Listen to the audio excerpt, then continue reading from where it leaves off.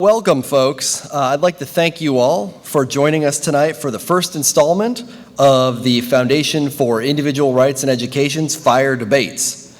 FIRE is a nonpartisan, nonprofit organization that defends free expression and due process rights on college and university campuses. I'm FIRE's Executive Director, Robert Shibley. After tonight's event, if you want to know more about us, please visit the table located right outside those doors at the top for more information about our programs and how we can help defend your free speech rights here at Texas A&M and how you can defend First Amendment rights across the country. FIRE is sponsoring 4 debates this year at major college campuses across the country, and we're honored to be doing the first one here at Texas A&M. We're bringing high-quality debate to campus to remind students that free inquiry and open discussion play a central role in both education and in democracy, and to show that challenging one another is fun. College should be a time when students learn to speak up and question anything and everything they're told to believe. No viewpoint or opinion should be safe from scrutiny. Testing one idea against another spreads ideas, strengthens arguments, and it promotes greater understanding between those people who will never see eye to eye on a given issue. You may not agree with the other person. You may never agree with the other person. But as citizens of a democracy, you need to be able to understand where that other person is coming from. Now, one of FIRE's main goals is to work with students and faculty to rid their campuses of unconstitutional speech codes that hinder the free speech and the flow of the debate. Every year, we rate more than 400 universities and their policies using a red, yellow, and green light system, with red light policies being the most unconstitutional. Here at Texas A&M, you have one red light policy, which isn't too bad, that limits debate and free speech. This student rights and obligations policy includes the supposed right to respect for personal feelings and freedom from indignity of any type. This policy means that Texas A&M reserves the right to punish any of you for hurting another person's feelings in any way. I have to warn you, I can't even guarantee that this won't be violated at tonight's debate. So unless you want me to dismiss everyone and we can all head home right now, isn't it time to get rid of that policy altogether and follow the Constitution? FIRE would be happy to work with Texas A&M students, faculty, and administrators to make that happen. My fervent hope is that you will leave this event with a renewed reverence for the importance of viewpoint diversity, of hearing other people out, and a renewed attitude that all students and speakers should be free to disagree. Now, tonight's debate will be moderated by College Station's very own KBTX Sports Director, Daryl Bruffett. A graduate of Sam Houston State University, Bruffett began his career at KBTX in 1987 and was promoted to sports director in 1990. Under his watch, News 3 Sports continues to focus on local sports coverage, including Aggie Game Day, which originates from the Aggie Fan Zone during home football games at Kyle Field.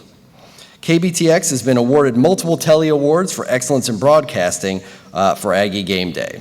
When Daryl comes out, I'm going to let him introduce tonight's debaters and the motion. College athletes should be allowed to be paid. That's the motion we're going to be debating tonight.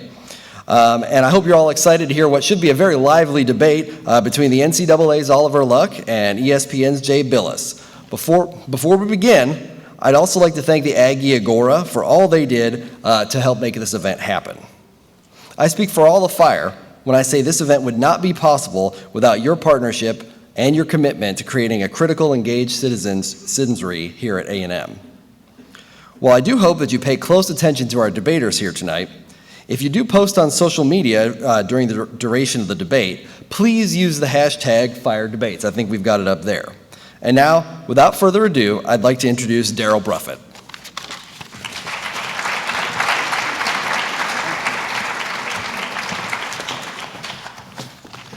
Howdy. Mr. Shibley, thank you very much for that introduction. I'm a sports guy at heart. I'm not a moderator for a debate, so we'll do the best we can, all right? I will tell you that one of the things we're going to try to do tonight is open this up for some discussion. I know you guys came here probably with some questions, and we're going to let you ask those questions here at a certain point in time in our debate tonight. We have 2 presenters, and boy, are we very fortunate to have these 2 gentlemen with us. Jay Bilas is an analyst and courtside commentator for ESPN's College Game Day, as well as a regular contributor to SportsCenter. ESPN.com, and ESPN News. Bilas was a student athlete at Duke University, played basketball for the Blue Devils, and scored more than 1,000 points in his college career, helping Duke win the 1986 national championship. After playing basketball professionally in Europe, Bilas returned to Duke and served as an assistant under the legend, Coach K, Mike Krzyzewski. While he was at Duke, Coach Krzyzewski suggested that he get his law degree, and that is what he did. He joins us tonight to argue on the behalf of the motion, college athletes should be allowed to be paid. Our other participant, Oliver Luck, served as an executive vice president of the regulatory affairs for the NCAA since January of 2015. He previously served as the director of athletics and associate vice president for West Virginia University. In college, he played quarterback for the West Virginia football team, and he set a number of school records while there in passing for the Mountaineer football team. And he also led them to a victory over the Florida Gators in the 1981 Peach Bowl. He went on to quarterback in the NFL for my Houston Oilers before earning a JD degree from the University of Texas School of Law. I knew that was coming.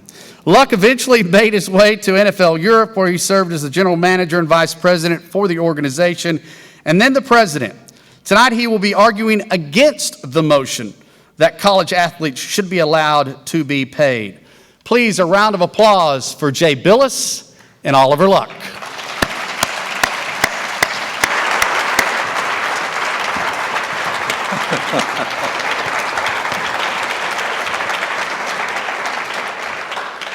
You know, there is no arguing that college sports is an American tradition. At Texas A&M specifically, it's a part of its soul. I almost said our soul, but I'm a Bearcat, but I've been here long enough, I feel like I'm an Aggie. So it is. It's a part of our soul. Tonight, our debate is taking place just steps away from Kyle Field, the fourth largest football stadium in the NCAA. During home games, as you guys all know, that stadium swells to over 100,000 Aggies ready to yell their way to victory. Standing in unison is the 12th man. Now, at schools across the country, a college home field is where the students and alumni come together for the most emotional and energetic display of school pride. And Lord knows you guys have a lot of it here. But at the core of its pride is a 460,000 NCAA athletes that compete in the madness of March, the bowls each holiday season, and of course those coveted home football, basketball, baseball, and other athletic contests. The National Collegiate Athletic Association was founded as a way to regulate college sports. According to the NCAA, revenue for the 2011-2012 season was $861.6 million. 81% of that revenue came from media rights, particularly $10.8 billion after a 14-year agreement between CBS Sports and Turner Broadcasting for the rights to the Division I Men's Basketball Championship. Most remaining revenue comes from the NCAA championships, such as ticket sales. Traditionally, the definition of a full scholarship for athletes included tuition, room and board, and required fees for books. This has been redefined to account for a cost of attendance, and you'll hear that a lot. Maybe we'll refer to it as COA, but it's cost of attendance, which is the real cost of going to school each year. Today, a Division I athlete can receive tuition, fees, room and board, books, transportation, and personal expenses on the average of an additional $3,000 for college athletes on top of what is seen as a traditional scholarship. Depending on a student's financial situation, Pell Grants are also distributed in addition to the cost of attendance. Tonight, Jay Bilas and Oliver Luck will argue the motion of college athletes should be allowed to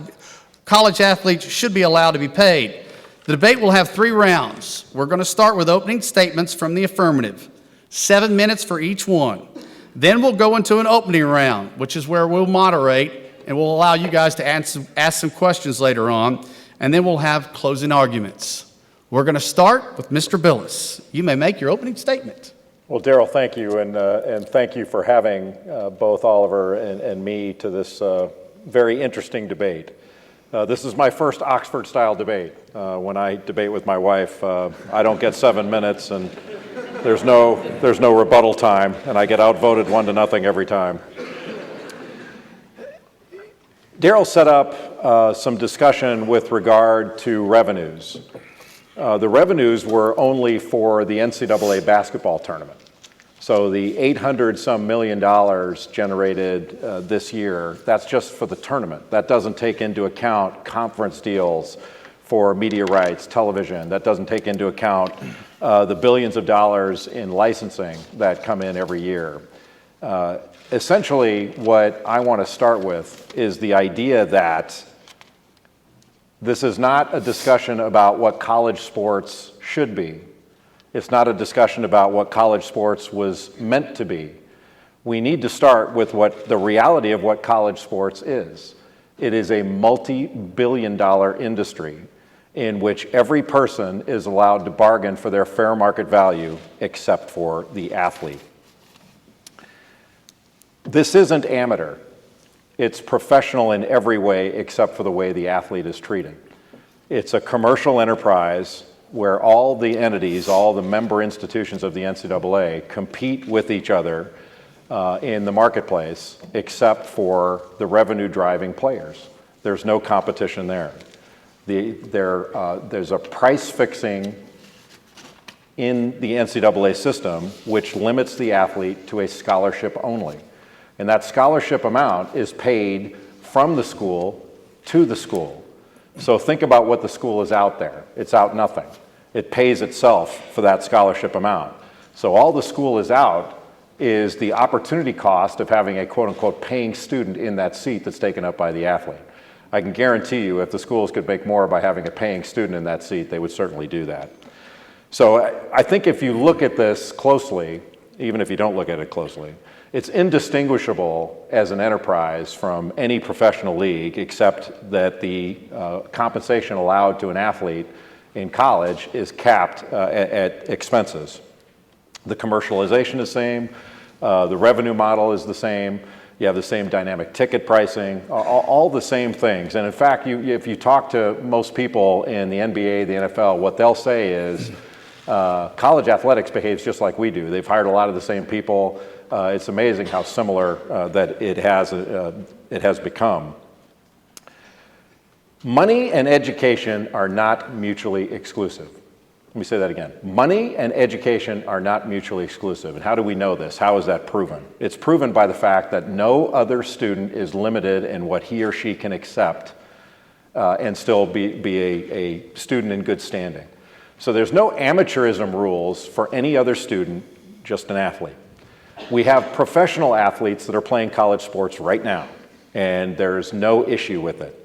We don't have exposés on Real Sports or Outside the Lines or headlines in the New York Times about the dirty professionals that are infiltrating college athletics right now. You've got professional baseball players that are playing college football and college basketball right now, and they're not causing any problems. They're not making a mockery of education. They are the same as everybody else and treated the same, but they're allowed to earn their fair market value in one sport and be an amateur in another. And they're still getting an education. So the idea that somehow money and education are mutually exclusive is simply just not true. Sports in college have been not only a vehicle for tremendous revenue generation in the billions upon billions of dollars, but there's one thing that's not talked about that it does, and that is institutional advancement.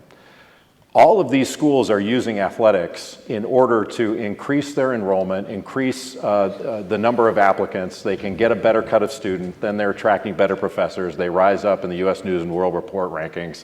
Athletics have been used for that for years. So it's not just the revenue that's generated, it's all these other areas that they go into. And you see coaches, administrators, and employees paid their fair market value, and the system works just fine. Look, I would contend that amateurism provides nothing to the athlete. Amateurism does not make an athlete a better person, does not make an athlete a better athlete, and certainly doesn't make an athlete a better student. All it does, it's a cartel restriction that limits the athlete from his or her fair market value when everybody else has provided it. The only thing I would submit that is amateur in America now is amateur golf. But think about amateur golf for a second. Amateur golf does not make any money. And amateur golfers decide whether they're going to practice, whether they're going to play. You know, the top amateur golfers decide, well, am I going to play in the U.S. Amateur this summer? Am I going to practice every day? No college athlete that plays in a team sport is deciding whether they're going to practice. They're going to practice. And they're not deciding whether they're going to play. They're going on the road trip. They're playing. Doesn't matter if they have a test on Monday. They're playing on Saturday. They're playing on Sunday. Whatever date that the game is, they're playing. They're essentially employees, de facto employees, and have been ruled such by the National Labor Relations Board. The discussion of whether to pay athletes and how much, I think, is a campus issue. It is not an issue that should be decided by the NCAA and imposed unilaterally industry-wide. That's the way it works now. It is a cartel restriction that is unilaterally imposed on athletes, and it is industry-wide. There's no other student that has to deal with that, just athletes. So each school here at Texas A&M, they should have this debate and decide, how much do we want to pay our coaches? How much do we want to invest in facilities? How much are we willing to pay? Should we pay our athletes? If so, how much? Those are all issues that should be decided here. They shouldn't be decided by a governing body. The same way that no governing body is telling a school, you can't have a hospital because this other school can't afford it, or you can't do this because this other school can't afford it. That's not the way it works with any other employee, with any other person. It's not the way it should work with an athlete.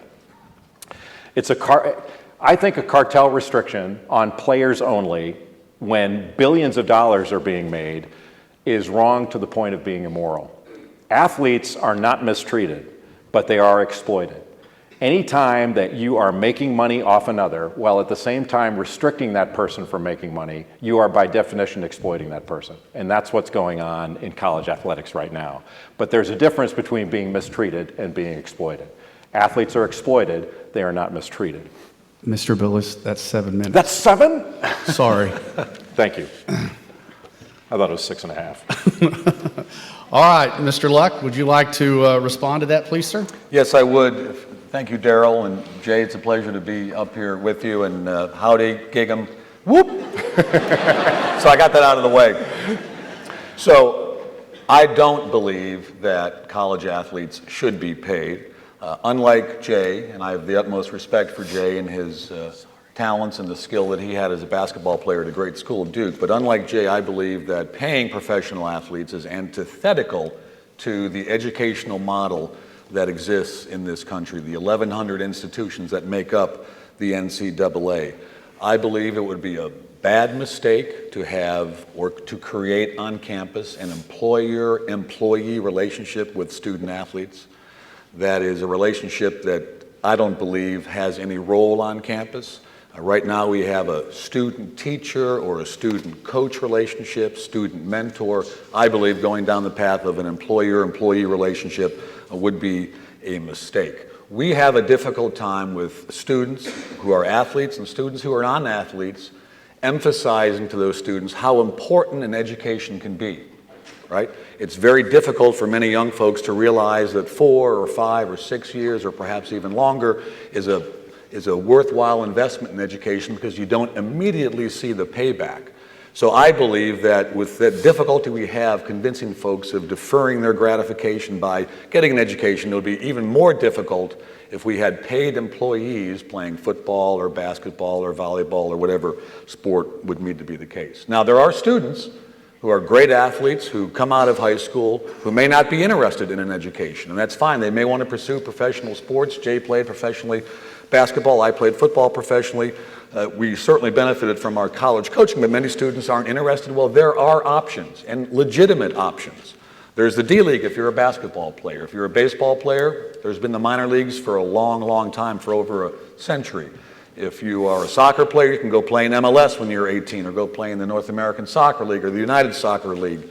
You can go overseas, as Jay did, to play at a relatively young age, whether it's Europe or over to China. In fact, even football, right? Even our most popular college sport does have options for an 18-year-old. It's called the Canadian Football League or the Arena League. So there are legitimate options, I believe, for those students who are not interested in a college education.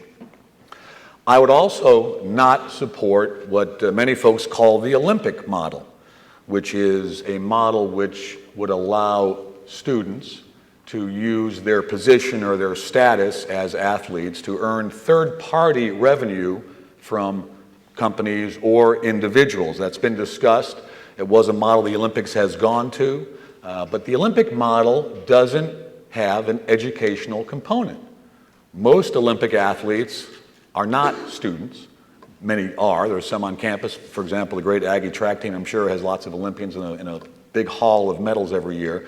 But most Olympians are not students on campus, and there's no educational component to that. And I believe with payment comes a very difficult task of motivating students to focus on what they really need to get out of their 4 or 5 or 6 year experience, which is an education. The Olympic model is also prone to abuse. I hesitate to predict that somebody in that enormous crowd of 100,000 folks that were at Kyle Field watching the Alabama Crimson Tide and the Aggies play on Saturday, somebody would be happy to provide an inflated value for an autograph or an endorsement for a local restaurant. It'd be very difficult to police. We have enough challenges at the NCAA policing our member schools. I think that would be very challenging. Also, consider this. We don't talk much about time demands for student athletes. Jay knows how hard it was to get through school and play basketball. I did as well as a college student. You've got a triangle. You've got your academics, you have your athletics, and you have your social life, right? The triangle. If you turn that triangle into a square and add another component of marketing, promoting yourself, there's just simply no time for a student to do that, particularly an 18, 19-year-old who's not necessarily sophisticated in business and in promotions. But to be positive, I would argue that there are some things that the NCAA can do as long as they're tethered to education. That's language coming directly out of the Ninth Circuit Court of Appeals decision just a couple of weeks ago. So as long as payments, as long as benefits, as long as support is tethered to education, this is the space, these are the types of things that universities, whether Division I, II, or III, can begin to do for their student athletes. For example, right, athletes complain about not having the opportunity for internships. You're not sort of creating that environment when you're ready to go to work after you graduate. Well, we can create those internships because they're tethered to education. Athletes often complain, my own kids complain about not having the chance to go overseas. You get a chance to do it professionally, as I did overseas, but many students can't spend a semester or a quarter overseas. Well, we could do that because it's tethered to education. We may consider paying for a student's graduate school, right? A young man or a young woman who's an undergraduate, plays a sport, contributes a lot of time to that sport. Well, let's reward that student with paying perhaps for graduate school. That's tethered to education. So there are some things that we can do because we are in a different era, an era where athletic directors, presidents, senior women's administrators, folks on campus are trying to do more for their student athletes. But I believe it would be a mistake to cross the line and create that employer-employee relationship. One final thought that I'd like to share with you. We need to make sure that we understand why we have intercollegiate athletics. Keep this in mind. Nobody else does this around the world. There are great university systems in Europe, in Asia, and South America. In fact, our higher ed system is based on the German higher ed system. But nobody does college athletics. We do college athletics. We have athletics as an integral part of the educational process because we believe in the value of that. Teddy Roosevelt formed the NCAA effectively back in the beginning of the 20th century, 1906, 1907. And anybody who's read The Man in the Arena understands sort of the vision that Teddy Roosevelt had. An educated person was not just a pinhead.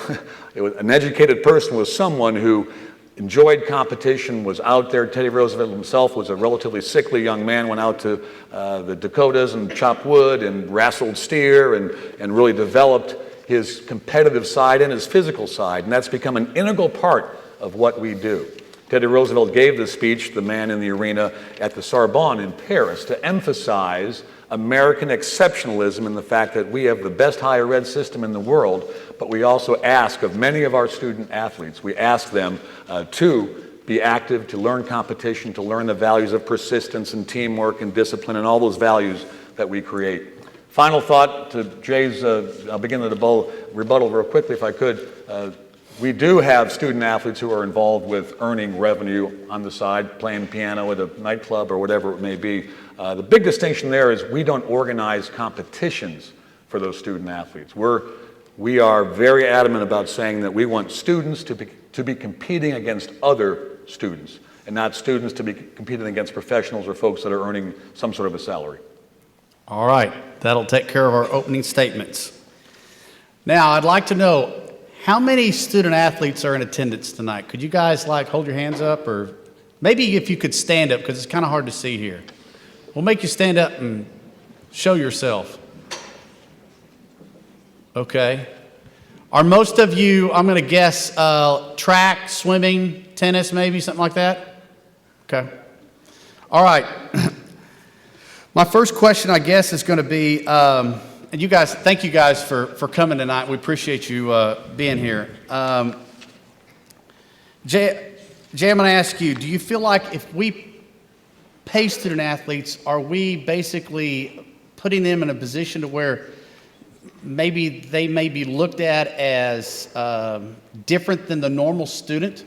Because the normal student, the guys, the guy or the girl at the Mays Business School that's on scholarship, they're not getting any kind of a stipend. Now, I realize that they're not an athlete either, but do you feel like that kind of distinguishes them a little bit? Well, they're distinguished by the fact that they're really good at what they do. Other students are really good at what they do. You have an English student that's on scholarship. They can receive stipends and do. And those stipends aren't limited to just their cost of attendance. They can be provided whatever the school wants to provide them, including assistance outside of school. If they want to get them a job, they can get them a job. So there's no restriction on what can be provided to another student. And with all due respect to the idea of competition isn't organized around them in order to essentially exploit them for money, that has nothing to do with their status as a student. How much they earn and what they're capable of earning has nothing to do with their status as a student. I have a daughter who's a junior in college right now. She happens to be a very talented artist. We're very proud of her. She can sell her art anytime she wants, and she's celebrated for that. As an athlete, if you want to make money in your chosen field of endeavor, you're limited. The NCAA says, no, you cannot do that, and it's across the board industry-wide. The idea somehow that because there may be an alternative, you can be limited. There are alternatives for coaches and every other employee. That doesn't mean that you can restrict in this market. Now, I happen to think the courts are going to take care of this in some antitrust lawsuits that are coming up. And Oliver mentioned the O'Bannon case before the Ninth Circuit. And that court held, and it was upheld on appeal, that the NCAA violated federal antitrust law with regard to name, image, and likeness rights of players. So the idea that somehow if you earn money, that's antithetical to what college athletics is all about, I don't buy that for 1 second. Because we certainly don't think it's antithetical to commercialize these for billions of dollars. And we say, thought it was interesting, Oliver's triangle of social, athletics, and school. And if you square that off by putting a marketing component, they just don't have the time. Well, I can tell you right now, there are Texas A&M athletes on a plane flying to SEC Media Day. So they've got the time to promote college athletics when it's making the enterprise some money. If it were making themselves some money, we got to stop that. They don't have time for that. I don't buy that for 1 second. I just don't believe it. So Oliver, I'll pose you the question. Do you think that it causes a student athlete to be different than the regular student that's going and attending school here? Do you feel like they'll be looked at differently? Well, ultimately, I think student athletes are always looked at a bit differently. When you're in class, you guys know this, when you're in class, folks know that you're a ball player, whether it's a tennis player, a swimmer, a football player, a basketball player. So that's not uncommon. I think that's been the case for decades. What's important to the NCAA, and it's easy to roll our eyes, and I've been guilty of that occasionally as well. What's important, though, is to emphasize the educational value that a scholarship offers.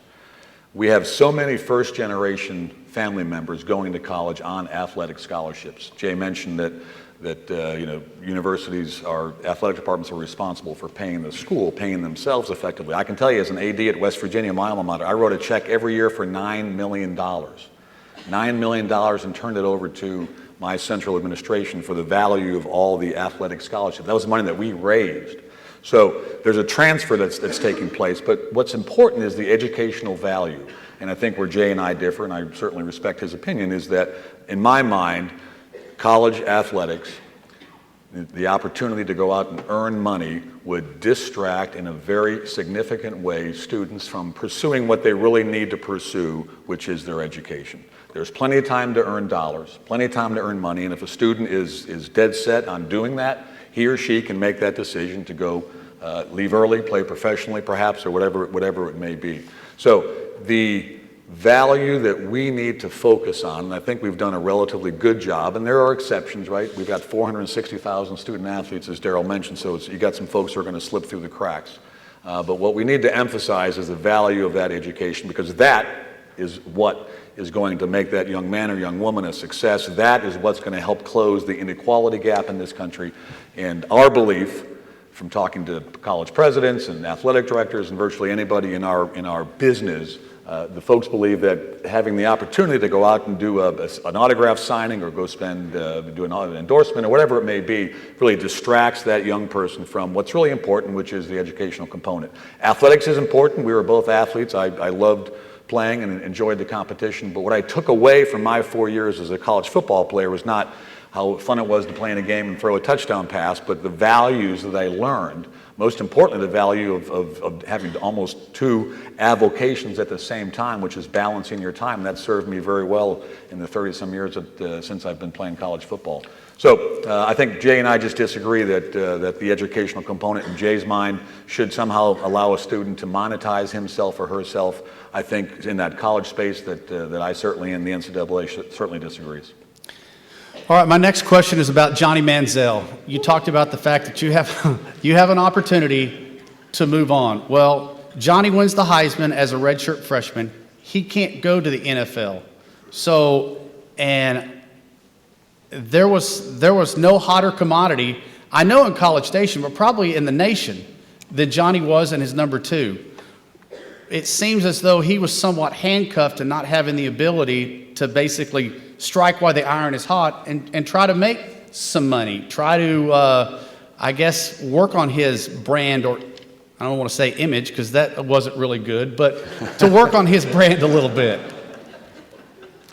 Well, if you're asking the question, was it wrong for Johnny to have to stay in school an extra year until he could enter the NFL draft? That's a legitimate question. The NCAA nor ESPN, none of the institutions you would think are responsible for that. That's a decision that the NFL Players Association, the NFL Union, and the NFL management agree on. It's baked into the collective bargaining agreement. Jay, as a good lawyer, knows there's the non-statutory labor exemption, which allows a union and a management team to basically violate antitrust laws if they agree. So, the NFL has a 3-year rule, the NBA has a 1-year rule. I've heard Adam Silver, the NBA commissioner, would like to change that to 2 years. But if he does, I'm sure he's going to have to give up some bargaining chip to the Players Association to get that done. So the NCAA really has no role in that. That's a decision that the professional leagues have made. The courts for many years have determined that unions not only represent the active membership, but those who are about to become members. So in that sense, Johnny was restricted, but there's really nothing that, there's no remedy that college athletics can provide for that.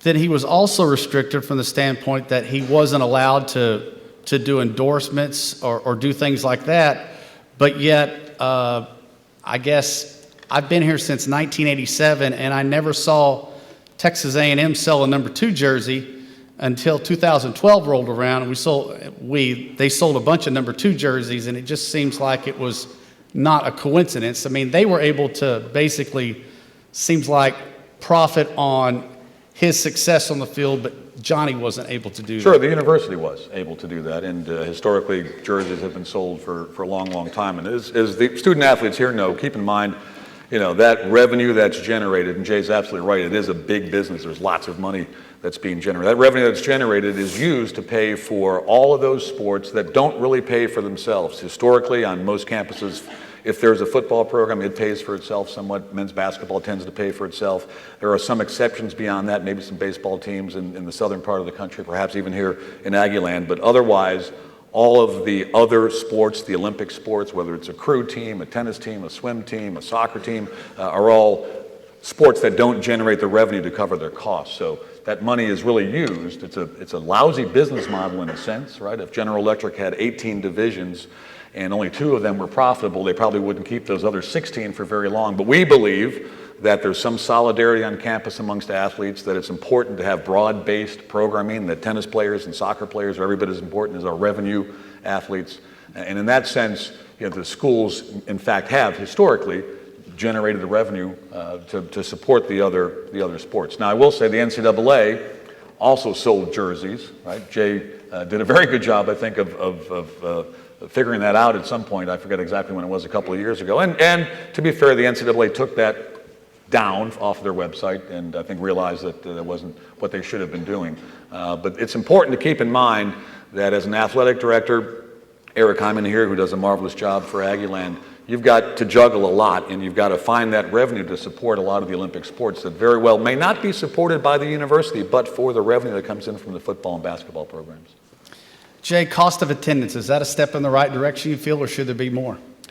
Well, they should be allowed more. Athletes should be allowed their fair market value. These arguments are really interesting, but, very predictable, that if you don't like it, leave.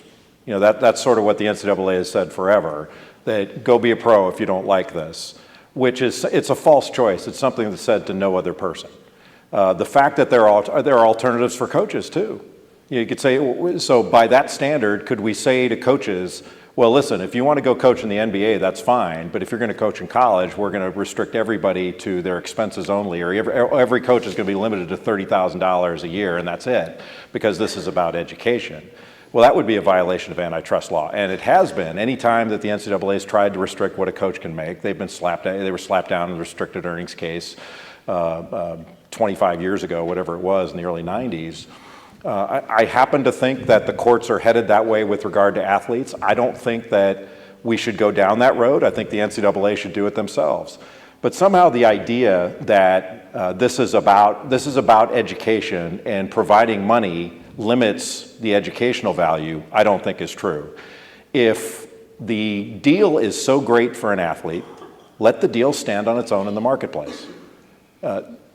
Schools would pay more. We know that. That's why there's an argument about this, is because we know that if each entity is allowed to compete for talent, they would pay more to get it. And the natural and probable consequence of that is if you can go out to, rather than spending all this money on facilities, in order to attract talent, just contract with the athlete themselves. So you would sign athletes to contracts. That would mean that you would have students staying in school longer, which we complain about. You would have few, if any, transfers because athletes would be under contract. And a contract they would sign that could have non-competes in it. And they would be more likely, rather than less likely, to live up to the standards that they're required that the schools may require of them, both academically and socially. So I think the answer to this all lies in money. If they are old enough to exploit for money, they're old enough to be paid for it. And this does not get in the way of education because we don't limit any other student. So you can tell that that's nonsense because no other student is told what they can and cannot do, and they're allowed to be employees and are employees. Actually, there's a lot of there's litigation right now over students working for institutions, so they can be employed, and they do have an employer relationship at times. That's not restricted nor prohibited. It's only prohibited with regard to athletes. And I happen to think that's wrong to the point of being immoral when you're talking about a multi-billion-dollar business. This isn't like Amherst and Williams that their salaries are in line with their mission, their expenditures are in line with their mission. Division II and Division III don't charge for their NCAA championships. They charge for the big ones. And it's not just to pay for other sports. These arguments are all interesting, but they should be had on each campus. They shouldn't be done by a governing body that unilaterally imposes it on one class of people only, being the athlete. Okay, so let's say you're Eric Hyman, and you now have to, I guess, put together a department of negotiators to try to go out and see if you can work a better deal to get a kid to come here versus going somewhere else? Are we talking about then student athletes then having to have agents? They could have agents, and I think they should be allowed agents. The reason that we have problems with agents now is because athletes are prohibited from contracting with agents. So the good ones and ethical ones are all on the sidelines, while the bad ones or the unethical ones have open field running with the players. They should be allowed to have professional advice and sign with agents. There's nothing wrong with that. I have an agent. I know when Oliver played, he had an agent. We handled it just fine. It's really not that big of a deal. They have contracts with agents, and players have contracts that are enforceable in court. It all works. The free market works in a really orderly fashion. And it's remarkable. I don't know how many employees. I know there's 60,000 students here at Texas A&M. I don't know how many employees there are, but there have got to be a lot. The idea that we couldn't make rational decisions with regard to who to pay and how much, it strains the mind, really. We can decide who to recruit. They don't have any problem deciding who to play. And then they have a real problem deciding who to pay. They know how to pay their coaches. They know how to pay every staff employee, every staff member. But boy, it all fall apart. This whole multi-billion-dollar industry teeters upon the athlete being amateur. Just doesn't pass the laugh test. So, Oliver, would you like to see the influx of agents in college athletics? No, I would not, and I don't know any of my colleagues who would welcome that influx. And I'll read one sentence from the most recent court decision from the Ninth Circuit. This was the appellate decision on the so-called O'Bannon case.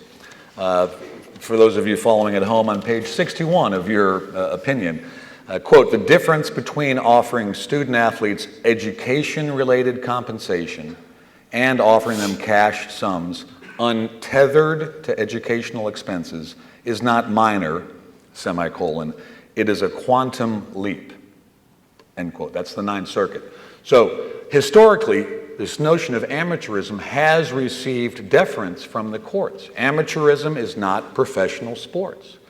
If we pay student athletes, what we will have is poorly paid, in most cases, minor league athletes who aren't anywhere near as good as the NBA players or the NFL players or MLS or whatever, Major League Baseball.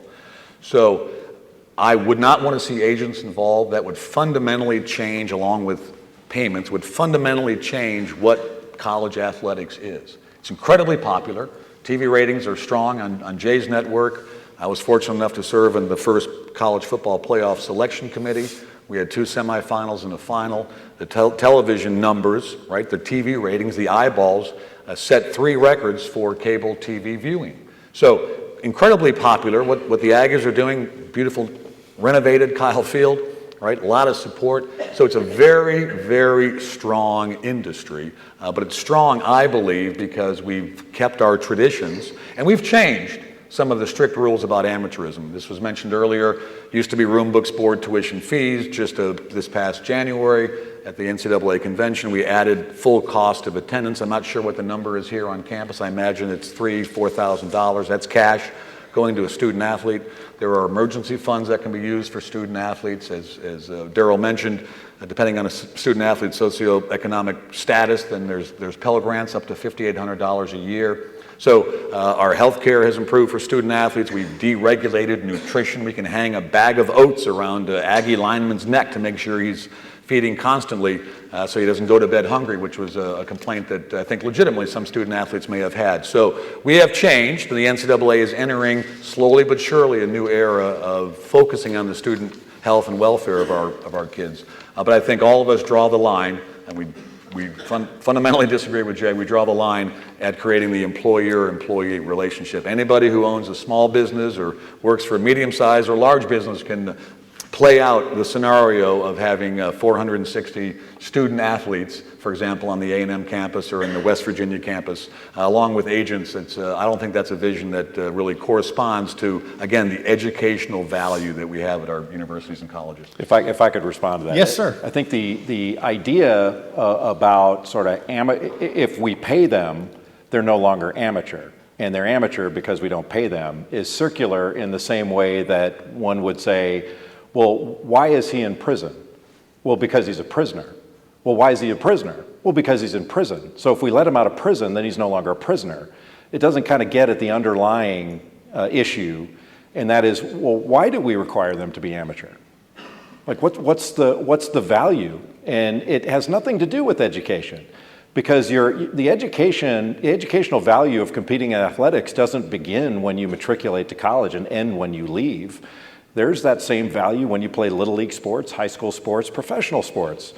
That doesn't go away. That's not changed. I would, sorry to interrupt, I would say both of us have been professional athletes. College, high school, much more similar than life as a professional athlete. I attended law school as a professional athlete, and it was very difficult for me, with a full-time job, being a backup quarterback for the Houston Oilers, to figure out how to get through law school, how to take the proper classes without missing any of my practice or game time, because that was fundamentally more important to me. It was my full-time job. I made it through and I think did relatively well, but was unable to do any of those extracurricular activities that most law students do: law review, entertainment journal, mock trial, moot court, whatever it was. So I think that a high school student and a college student are in a sense very synonymous, because they're both going through that phase where they have to learn, right? The key to success in this country, I believe, is education. It's one of the reasons that this country has flourished, with first-generation family members continually pushing their kids to go to college. And my sense is, and everybody that I've talked to in our industry really believes, that payment for performance, because that's really what it is antithetical to the educational mission at that stage in life. Now, as they become professionals, they can do what they want to do and earn money, and they want to go to school in the off season and get them an MBA or whatever it may be. They're certainly entitled to that. But I think there's a fundamental difference between young people who are in high school and or college.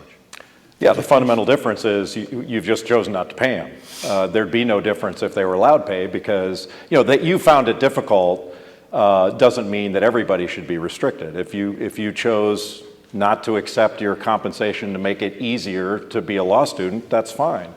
But that's not reason enough to restrict an entire class of person in a multi-billion-dollar industry, in my judgment. And so we go from one portion of it being antithetical to what college athletics is all about, to talking about, well, it's really popular. We've got amateurs playing and it's really popular. So the fact that coaches went from making, when Oliver and I played, to making $75,000 a year to now making $7.5 million, or my old coach, who deserves, in my judgment, every penny he gets, making $9-10 million a year, that doesn't cause the public to turn their television sets off or offend their sensibilities.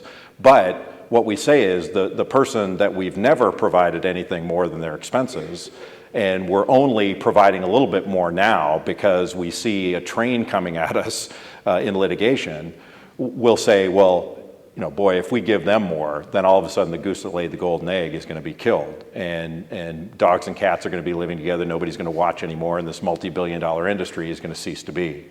No economist, no reasonable economist would agree with that. The idea somehow that this entire multi-billion-dollar industry teeters upon the athlete being amateur just simply isn't true. And in fact, it's demonstrably untrue. So I think these are all great discussions for each university to have on their own campus to decide, what is it we want to do? Do we want to be like Williams College and perform at that level? Or do we want to compete with Ohio State and West Virginia and UCLA and play on the highest level? That's all fine. There's nothing wrong with that. To me, the choice, and Oliver had mentioned before about the choice of, hey, if you want to go play in the D League, go ahead. If you want to go play in Canada, go ahead. The industry or not is not choice. That's a false choice. And no other person is asked to make that decision. I think choice resides in the schools. Hey, if you don't want to pay, don't pay. Or if you want to pay less than somebody else, that's fine. But the idea that this should be unilaterally imposed on athletes when everybody else is making their fair market value and the athletes are being used to make money, I think that's fundamentally wrong. And it's got to be remedied, I think, because I think the athletes are going to, at some point, realize their value. And as the money continues to grow and the chasm that exists between this idea of amateurism and the commercial enterprise that says that continues to grow, and it will, they're going to make more and more money. And we're signing bigger contracts. The Big Ten's about to sign a gigantic contract. The college football playoff just started after years of us being told they'll never have a football playoff. We can never do it. It's too complicated. We can't do it. In a year they did it, they made $1 billion. And that's going to keep going up. It's a huge industry, and the athlete shouldn't be cut out. Well, we're happy to see that money go up, to be honest with you, right? Because it goes back at the end of the day to the schools to support all of the broad-based programming that we believe is very important. Do you believe also in the broad-based This paying has of turned out to be coaches? real easy. But the broad-based paying of, is it antithetical to sign these gigantic apparel deals and the students are being used, the quote-unquote student athlete is being used as a billboard in that regard? Does that bother you? Or does what coaches, when we're talking about what's antithetical, is it antithetical to what college is about to pay coaches the amount of money they're paid? Because when we're talking about the money going back to the programs, what we're talking about is coaches being paid an extraordinary amount of money. Administrators, with all due respect, being paid an extraordinary amount of money. Sure. in what's said to be, athletics for the kids, like this is the Little League World Series. No, it's a challenge as an administrator who loves this system to justify some of the coaching salaries. So no question about that. Everybody's familiar with it. I'm not sure what the Aggies paid Kevin Sumlin. He's a great coach, a lot of money, and I'm sure Kevin is very comfortable. So that is a difficult thing to, quite honestly, to justify. Jay's absolutely right. Years ago, the NCAA tried to limit coaches' salaries, and that was held to be an antitrust violation, the so-called restricted earnings case. So we have not found, quite honestly, a mechanism to do that because Duke paying Coach K, whatever, he might earn every penny of it, but that's a relatively difficult thing to justify. But it doesn't change, in my mind, the rationale because those are adults, right? We are talking about college students, age 18 through 22, whatever it may be, 23. Which most people would call adults. No, they are in many respects adults, right? They can go serve in the military. Like the law. Can't go drink the a law beer. calls them adults. Correct, but there's a lot still of in loco parentis on campus with athletic programs because ultimately teams are responsible for the health and safety of those student athletes, for the schedules that they operate, to make sure they have the support they need academically, the support they need athletically, medically, whatever mental health issues. Those are all relatively important issues. So it's a challenging space. There's no question about that. But I think we'd be worse off, right, with the challenges we have convincing young men and young women of the value of higher ed and the value of 4 or 5 years of education to get a degree. We'd be worse off if we were paying those student athletes because, quite honestly, it doesn't make sense to me to figure that into the equation of what they have to do. There's a lot of time demands on our student athletes. It's a very challenging period. And to add another layer of hustling out there for some sponsorship deals or promotional deals when they only have a couple of hours and they're tired and they need to study and they've got to get their rest and they've got games coming up, seems to me to really cut right at the heart of what the educational experience should be like. Okay, I promised you guys a chance to ask a couple of questions, and we're probably going to have a chance to take 2 questions before these guys make their closing comments. So whoever wants to ask a question, hustle on down to the front here and let's get it asked, okay? Who wants to do it? All right. Go ahead, you sir, to my right. I guess it's my right, your left. Go ahead. I've benefited from sitting up front, though. Can you my identify question- yourself and tell us what your major is and your classification here? Yes, my name is Michael Wood. I'm a senior communication major here at Texas A&M. My question is, my question is 2-part. So, do you truly, this I guess is for Mr. Luck, do you truly believe that the CFL and the Arena Football League are legitimate options for entering the NFL? When we see players who go to the CFL and the Arena Football League, and no disrespect to them, but that's kind of where their careers go to die. Do you truly believe that players go there and they have a better chance or a comparable chance to step up from there as opposed to the NCAA? I mean, clearly the Arena League and the CFL are inferior in terms of caliber and playing quality to the National Football League. It still nonetheless is an option. But the reality is it's sort of a false dichotomy because very few students coming out of high school at age 18 or 19 are physically prepared to play in the National Football League. There's a Herschel Walker every now and then that maybe could have done that, but the vast majority of those kids need time to develop and grow, and certainly college has been traditional feeding ground or traditional system to create NFL players. But there are other options, and I think it's important for students to realize that if they really have no interest in an education, then quite honestly, they shouldn't be attending one of our schools, because ultimately, Texas A&M, while it has a great football program, a great legacy, great track program, baseball, Texas A&M is first and foremost an institute of higher learning. It's doing research, it's doing teaching, it's doing public service. That's what this university, those are the fundamental values of this university, not necessarily, to prepare people for careers in professional sports. Okay, can I ask my part two? Go right ahead, sir. Okay, what would you say to a player like Connor Halliday? He was the Washington State University quarterback, I guess 2 years ago, who played his entire college career, senior year, was a for sure draft pick, passed for the most passing yards, I think broke the record for most passing yards in a single football game. And then he goes down in like the 6th game of his senior season, breaks his leg, and never plays football again. Actually is forced into retirement after going undrafted in the NFL draft. What do you say to a player like that? Is that just too bad? No, I would say to him it's a shame that he broke his leg. Injuries are part of sport. They're impossible to completely avoid, but I would encourage him, if he hadn't already, to make sure he has his degree and has a plan for his life, and to take out of his athletic career at Washington State those values that will help him, just as they helped me and helped Jay, help him in the future. Listen, professional sports is difficult to do. There's a lot of young men playing college football this fall, and very few of them will end up getting drafted, in April of next year. So, it's a mistake for virtually every football player or basketball player or soccer player, men or women, to think that they're going to come out of a 4 or 5 year educational program with a chance to play professional sports, because the numbers are brutal, right? It's not a great career path, and even once you get there, as Jay and I both know, once you get there, your career can be very short. That's why it's so important for us to focus young men and women on education. That's what's going to make the difference in that person's life. Thank you. Okay, we have time for one more question before these guys make their closing arguments. So you go right ahead, sir.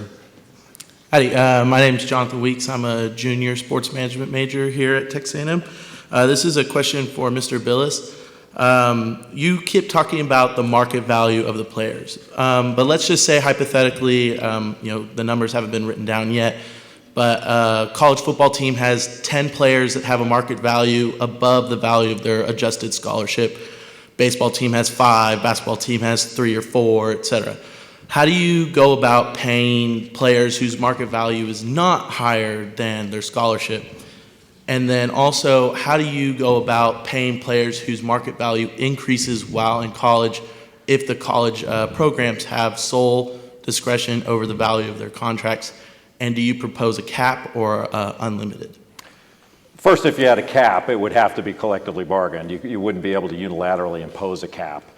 It would work, in my judgment, the same way that a salary cap works in the NBA or the NFL, because what Oliver said was right about a non-statutory labor exception. Antitrust laws would prohibit a unilateral capping of salaries. With regard to how much a player would or could be paid, those are decisions that each school would have to make, just like they make decisions on how much they're going to pay their employees, their staff, their coaches, their training staff.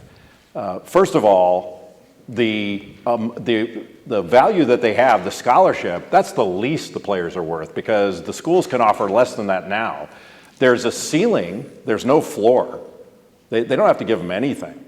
So in order to field competitive teams, they've got to provide these scholarships in order to attract decent talent. That's why they're building these gigantic facilities, so they can attract better talent, win more games, make more money, be a better school, all that stuff. So that's the least of what they're worth. The overwhelming majority of them would be worth more than that.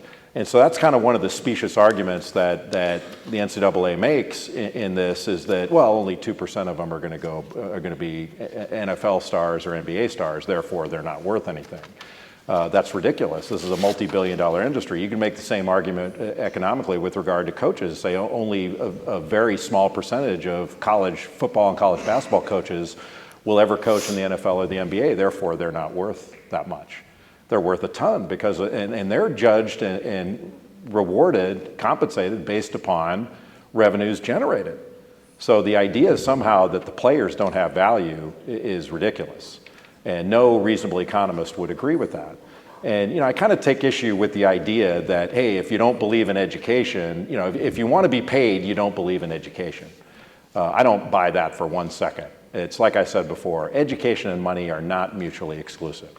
You know, I played professional basketball overseas, and I came back and went to law school, and I was a basketball coach at Duke while I was in law school. I did both. It didn't affect my education, and it didn't affect my love for the game and all that stuff. All that stuff's nonsense. It's sort of a rationalization or excuse that is used not to pay. If it's such a great deal, and hey, maybe somebody thinks hey, I'll accept a scholarship. That's good enough for me. That's fine for you, but that doesn't mean it should be unilaterally imposed on everybody. I think that's fundamentally wrong in a multi-billion-dollar industry like this. Can I ask a really quick follow-up? Sure. There's already an extreme competitive imbalance in NCAA sports. Do you think that this would increase or decrease competitive balance? It would help competitive balance. There's none now. If you look at the top 100 recruits, and I've done it over the years, over 99% of them go to Power 5 conference schools. So the idea that Central Michigan is competing with Michigan, they're not. What you see is Michigan competing with Michigan State using the price structure that Central Michigan is bound to use. So they can only provide now the expenses of an athlete, the cost of attendance. But if you allowed pay, then Central Michigan could be more competitive because they could marshal resources to get maybe the third or fourth best recruit that Michigan has. They could make a more competitive offer to perhaps they have no shot at anybody Michigan's recruiting now. No shot at all. And all you have to do is look at the results in football and men's basketball, and you do not see competitive balance. It does not exist in college sports. Because you put a price, because it's price fixed as to what can be provided for an athlete, you have zero competitive balance. And if you look at professional sports, when free agency came in all these sports, everybody says, well, there goes competitive balance. The Yankees are going to win every year. The Yankees win less with free agency than they won before it when there was a reserve clause. And that's true in every other major professional sport as well. Thank you. All right, thank you guys very much. Of course, tonight's debate was college athletes should be allowed to be paid. We let Mr. Bilas start this argument. We're going to let Oliver Luck, we're going to let you close, and we'll let Jay finish up after that. Thank you, Daryl. I'll make a stirring closing by doing something very lawyerly, which is quoting, again, from a different part of the opinion from the Ninth Circuit Court of Appeals regarding the O'Bannon case. And this is Ninth Circuit Court of Appeals out in California. Quote, we therefore conclude that the NCAA's compensation rules, what we've been discussing tonight, serve the two pro-competitive purposes, that is, integrating academics with athletics and preserving the popularity of NCAA's product by promoting amateurism. Jay mentioned that economists wouldn't necessarily agree with his stance, but there are jurists in our system, and we follow the law. We're a rule-abiding country by and large. Jurists do believe that amateurism, which is not professionalism, but amateurism does receive deference, does deserve to receive deference. We believe it's a model that works and works very well because we believe it's compatible with the educational mission. Also keep in mind, one final thought, also keep in mind, Jay's mentioned a number of times that he believes that a school should have the autonomy to do what it wants to do. That's a legitimate argument, right? Texas A&M should have autonomy in many spaces to do what it wants to do because it's different than other universities, different mission statement, different academic profile, perhaps different legacy, different history. But amateurism is something that all 1,100 institutions within the NCAA have agreed upon. The NCAA is not like the NFL. We have a president, Mark Emmert. He's not like Roger Goodell, the NFL's commissioner, or Adam Silver, the NBA's commissioner. He can't do things alone. We are a small d democratic organization. We vote literally on every bylaw, every policy, every issue. And there's massive agreement amongst the 1,100 institutions, Division I and II. Of course, Division III doesn't offer scholarships and effectively is much like high school athletics in terms of how students are handled. But there's complete agreement that amateurism does, in fact, foster and promote the values of education. And that's really what it boils down to for for me in this argument and for the NCAA in this argument. Thank you very much, Jay. It was a pleasure to debate with you, my friend. Well, the pleasure was mine, and I can't tell you how much I respect the viewpoints, and it's a wonderful thing that we can disagree without being disagreeable, and this is not about people, this is about policy. The NCAA and the member institutions have great people. I think their intentions are good, but I fundamentally disagree that somehow education and money are tied together with regard to the athlete only. Amateurism is what the NCAA says it is at any given time. The definition has changed over the years. Amateurism, as most people know, started back in the old days when everybody had handlebar mustaches and the elites did not want to compete against the common man, that the unwashed masses were not welcome to compete against gentlemen. It was to keep the better athletes out, and so that the elites could play against each other and gentlemen could play against gentlemen. It has no place now. And it's funny that the values of education are not compromised when billions of dollars are being made, when games are being played on Tuesday, Wednesday, Thursday, Friday, Saturday in football. And when billions of dollars of contracts are being signed, when players are being used as billboards. I don't have any problem with any of that. It's business. The problem you have with it is when the revenue drivers, the athletes, are cut out of it completely, that they're limited to their expenses only. And we say, we're doing it for you. It's this benevolent gift. We're building these gigantic facilities as a benevolent gift to you, when really what it is to attract talent and to provide the opportunity for that talent to perform at a higher level. You know, sort of we talked about, it was mentioned nutrition. The nutrition is so the athletes perform at a higher level. It is not some benevolent gift. It's great, there's nothing wrong with it. The issue is the cap on athletes. And I frankly don't understand the viewpoint that if an athlete wants to be fairly compensated for his or her work, or the opportunity to bargain for that, that somehow those athletes don't believe in education and you need to move on because we use words like antithetical. It's not antithetical when coaches make millions of dollars and when 6 baseball coaches in the Southeastern Conference make over $1 million a year. That's not antithetical. It's antithetical when the athlete gets more. And I'll close by saying this. When the O'Bannon decision, when the court was quoted as saying, and sort of the NCAA's view is, hey, if we don't have amateurism, we're not going to make as much money. That's kind of a hard argument to swallow. That we need amateurism so we can make more money. If we don't, first of all, there's no basis for that. The court did not have a record built. When Jeffrey Kessler's case goes before the federal court system, there'll be a record built.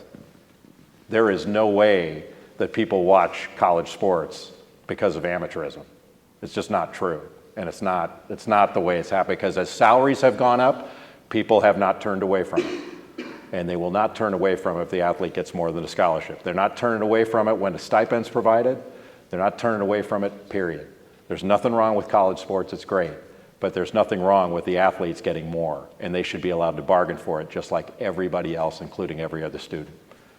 And I'd like to thank Oliver for being here tonight. This is a wonderful, wonderful exercise for all of us, and I really appreciate being here.